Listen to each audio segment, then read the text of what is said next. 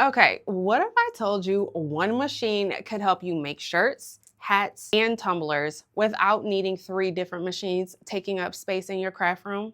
Today, I am putting the brand new HTVRONT A100 Multi Press to the test. We're going to unbox it, set it up, and make 3 different products. Actually, it's more than that. It's like 5 different products. And most importantly, I'm going to tell you whether I think this actually makes sense for a real craft business or if this is just for somebody who is a craft hobbyist. Hey guys, and welcome back to another video here with Angel B Designs. I'm Angel B. Thank you so much for watching. If you are new here, welcome. If you're not, welcome back. Now, before we jump in, I do want to thank HTVRONT for sending over the new A100 Multi Press. As always, sponsoring a video does not change my opinion. My goal is to show you exactly how it works, where I think it shines, and who I think it's actually for. Now, let's get into this machine.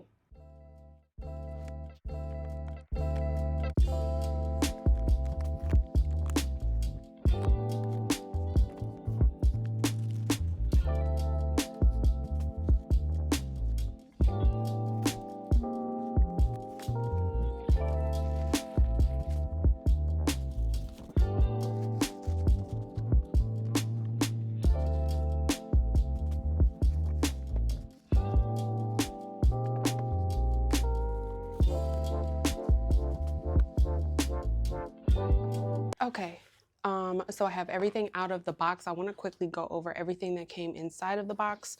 First, you do have your quick start guide. As always, with any new machine, you should read this all the way through, front to back, read it thoroughly. But I'm just going to kind of quickly go over what came in the box. So you have the actual machine here, which is the HTVRONT A100 Auto Multi Heat Press machine. This is what all of the attachments are going to attach to.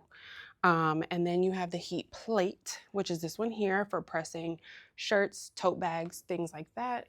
You have the mat that comes with it. Now it is a 12 by 10. I typically like to stay around 15 by 15, so that is a little bit of a downside. It's on the smaller side, but it's okay. I can still work with it. And then we have the 20-ounce tumbler heat plate. And then we have the large hat heat plate. So this is the stretcher where you're going to, the mechanism that you put the actual hat on. And then this is the mechanism that heats up to actually apply whatever it is you're trying to put on your hat. And then it does come with some heat resistant gloves as well. So we're gonna go ahead and start off with the heat plate here. I have 3 shirts that I want to press. One is going to be bling, one is going to be a DTF transfer, and one is going to be sublimation. And then we'll move on to the tumbler press and then the hat press. All right, you guys, so the first thing you're going to do before you even turn it on is you are going to push the mode button. That is going to allow you to be able to select which method you're using or which plate you're using. And then you're just going to slide it up into the little grooves there. You push that orange button. That's going to push the grooves backwards so that you can pop it into place. And then you're going to slide out that drawer there, and then the mat just goes ahead and it hooks to the bottom of it. So you hook the plate to the bottom after you've clipped it in, and then you have to plug in the actual mechanism to the machine. So that is what I just did there with that black cord, and then we're going to turn it on. And for my first project is going to be the DTF project. So I'm using the settings of 315 degrees for, I believe I did 15 seconds or 12 seconds, one of the two. And I left the pressure on 110. So this is the size medium shirt, and I am going to give it a pre-press to get all of the moisture out. Actually, I did end up changing that to 170 pound pressure. And then I do have to turn it to the side because it's a 12 by 10. So in order for the DTF transfer to get pressed, I did have to turn the shirt to the side so that the transfer would fit underneath the full plate.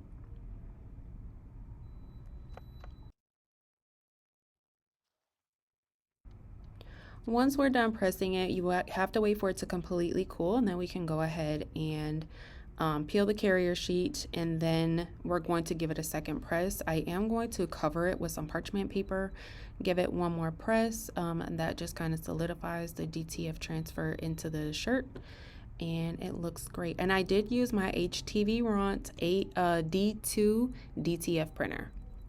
So now we are going to go ahead and change the settings to 350 degrees. This is for the bling.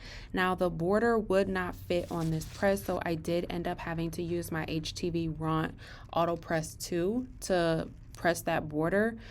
So this is going to have to be for smaller designs because the t-shirt plate is only a 12 by 10. So that's why you see the border was already pressed. But like I said, I used the HTVRONT Auto Press 2. I love that machine as well. But it pressed the bling beautifully. They are on there. No issues whatsoever other than the size. Now we're going to go ahead and put this up to 390 degrees. This press only does go up to 390 degrees. That is the highest it goes up to. I'm going to leave the pressure on 170, and then I am going to put my time on 50 seconds. We are going to do a sublimation image. So I did already go ahead and trim around that and then tape it really well onto my shirt, and then we're going to put a piece of parchment paper down, and then I press that for the full 50 seconds. I let it cool for maybe a couple of seconds there, maybe a minute, and then I went ahead and peeled that off, and this also looks amazing. Now we're going to go ahead and turn the machine off. We have to let it cool so that we can go ahead and switch out the plate. It is still a little bit warm, so I use my gloves, but you just push that button and then it slides off. And then you're going to go ahead and take that mat off as well.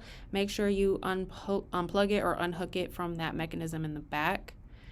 Now you're going to hold the mode button to go over towards the coffee cup, which is going to be the tumbler portion, and then this just kind of clicks in there, and then you have to plug it in and turn it on. And again, I'm going to be using I'm actually going to be using the settings that HTVRONT had in their book there, which was 365 degrees for 130 seconds. I did already wrap it, and I'm going to put it in there for that full time. Now I wanted to zoom in on this because, as you can see, this mechanism does fully close around it. There is no gapping, which means that there is no need to take your tumbler out, rotate it, and then turn it back. So I let this cool for about 10 minutes until it was cool to the touch, or cool enough for me to be able to handle it. We're also going to turn the machine off and let that cool down. But let's go ahead and do a peel reveal and see what it looks like. That looks great. I do have a tiny bit of scorching, so we can definitely adjust either the time or the temperature. It was just in that one little spot where the word respect starts. But other than that, it looks great. Now we're going to go ahead and remove the, make sure you unplug it. We're going to go ahead and remove the 20-ounce tumbler mechanism, and we are going to add the hat press. And it again, it just slides in there, push the orange button, and then connect it. Super easy. And then we're going to hold the mode button, go over to the hat, and then push the start button, and it's going to go ahead and rise up.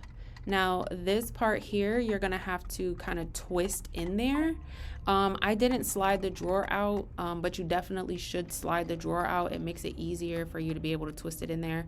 But the bottom part just kind of twists in, and then when you slide it out, that's how you put the hat on. So the time and temperature for this, because I'm doing sublimation, we're going to stay on 390, 170 pound pressure for 40 seconds. Nope, I took it up to 45 seconds. Just kidding. But this is a sublimation trucker hat, and you want to make sure that the brim is like to the edge of the actual plate part, and then just adjust, readjust if you need to. And then I kind of took the printout Oh, you want to make sure you lint roll, sorry. And then I took the printout and then I taped it, and then I did tape a small piece of parchment paper just in case there was any bleeding. It doesn't get on my plate. You don't want that to transfer or anything like that. And then we're going to put it under there for that 45 seconds and do a quick peel review. That also looks amazing. All right, you guys, so I am all done using and testing out the HTVRONT A100 Multi Heat Press, and I kind of want to go over the results here, okay? Let's start with the hat. So I did do this hat using the hat attachment. You saw me put it on there, and then I did a sublimation cap. Now, the results for this came out really, really well. I do like how it came out. The color is vibrant. It's a really good hat press, okay? I would trust this if I had an order. I would definitely trust the machine to take care of an order if I needed it to. It's not commercial by any standard. So if you are, like, you have 50 hats you have to do, this may be too small. But for somebody who is a home-based crafter who is, you know, kind of just does this as they want to or as they feel like it, like a crafter, right? Versus a business owner. This is more of a craft machine for that home-based crafter, not particularly like a business owner who's pushing out like wholesale orders, okay? That's not what this is, okay? So hat press is pretty solid. Okay, now I want to get into the tumbler, and I actually really, really like the tumbler. Now, I did have a little bit of scorching on one part of the design here. So I did, the time and temperature I did was 390 degrees for 50 seconds. Or maybe it was, no, I'm sorry, it was 130 seconds. So it was 390 degrees for 130 seconds. You could probably take this down to like 110. Okay, or take the temperature down. But the tumbler also came out really, really well.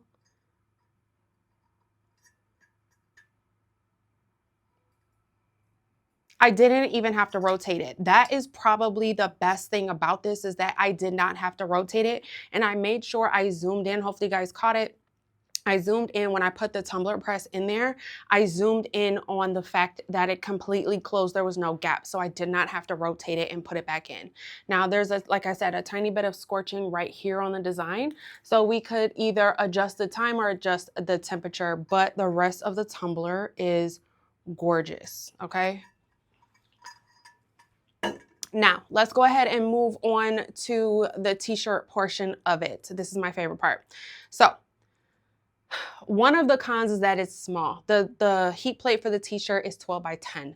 I typically stick around 15 by 15 or sometimes 16 by 20 or the 16 by 24. That's what I like to do, just because I do shirts of all sizes. I've done shirts up to 4X. I've done shirts up to 6X, all the way down to youth, like 2T, okay, or 18 months.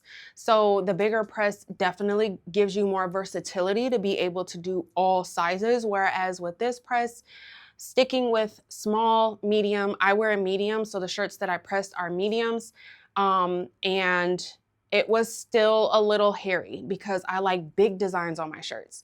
So if you wear a small, maybe a medium depending on the size, or you do a lot of youth shirts, this will be good for you. However, if you do anything medium with big designs on up, this is going to be too small. That is one of the cons for it.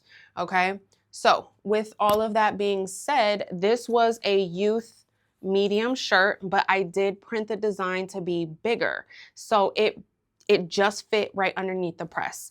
But it came out great. You guys, I did print this on my HTVRONT D2 printer. I do have a couple videos on my channel about the HTVRONT D2 printer if you are interested, but this is a DTF print that I printed with the HTVRONT, like I said, D2 DTF printer.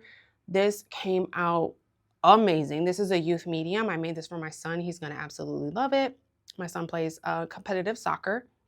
So this came out really well. So youth shirts, perfect for it, right? And then I did a sublimation shirt for myself. For those who are OGs on my channel, if you know, you know, eat, sleep, take kids to sports, and repeat. That is literally all I do all summer. That is literally all I do. It seems like that's what I been doing all year. My goodness. Okay. Competitive sports are no joke. But anyways, this is a polyester shirt and I did some sublimation with it and this pressed well as well. Again, this is a medium shirt. I wear a medium and then the design is pretty big. So it like just fit underneath the heat plate.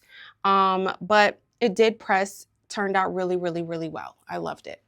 Now for the bling, okay, this bling design, again, I like big designs. So this is a size medium shirt. The border of this design would not fit under the press. So I did end up having to press this border part on my HTVRONT Auto Press 2. Also a great machine. I will leave links for all. Clearly, I love HTVRONT, right? Because I have all of their machines, but not all of them, but a lot of them. So I used the HTVRONT Auto Press 2 to press the border, and then I used the A100 to press the inside of it. The inside of it did fit, so if you have smaller bling designs, it will work, but for the big, larger designs, it was too big. This border part was too big. However, it did press the rhinestones onto the shirt. I absolutely love it. Y'all, this is one of my favorite designs. I have a couple of them, but this is definitely one of them. This design is from Marilyn, from Making with Marilyn. Again, I will try to make sure I leave a link for everything down below. If I forget, remind me in the comments.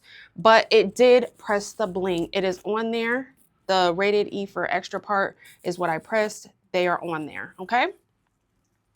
Like I said, the biggest downfall to this machine is the size of it in terms of the t-shirt plate or the heat press plate. It's on the smaller side.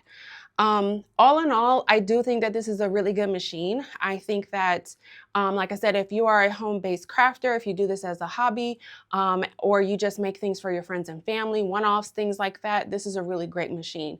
The removal of the plates is very easy. It is not heavy. The machine isn't heavy. I was able to lift up the machine out of the box myself. I think you saw me do that. And I was able to change out the plates myself as well. So again, the mechanisms are not heavy and they're not hard to kind of maneuver with.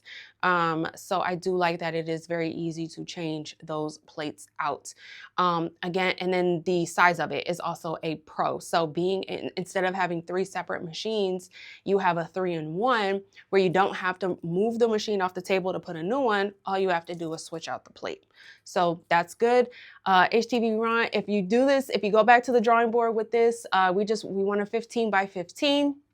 I think I speak for a lot of people when I say the HTVRONT Auto Press 2 is good. The Auto Press 1 was good too. I also had that one. So if we could make this machine and have the heat plate just be like a 15 by 15 at least, that would be great. That was my only downside to it.